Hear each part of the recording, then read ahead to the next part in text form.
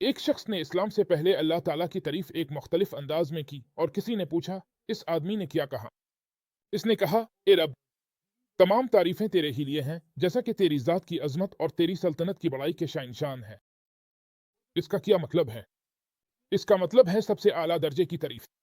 हमारा रब जो पाक और बुलंद है, बहुत अजीम है।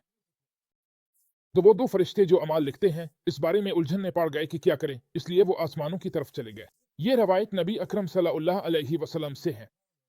उन्होंने कहा, ए रब, तेरे बंदे ने कहा, ए रब, तमाम तारीफें तेरे ही लिए हैं, जैसा कि तेरी ज़ात की अज़मत और तेरी सल्तनत की बड़ाई के शान है, और हमें मालूम नहीं कि हम उसके लिए इसे कैसे लिखें।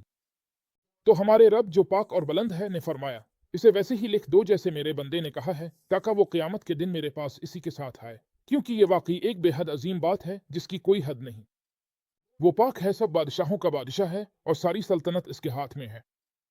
हमें ये सीखने को मिलता है कि जब हम अपने रब अल्लाह ताला की तारीफ और शुक्र अदा करते हैं तो अल्लाह हमें नेमतों और भलाई में बढ़ा देता है। लेकिन हमें चाहिए कि अल्लाह ताला की तारीफ खूबसूरत अल्फाज में करें।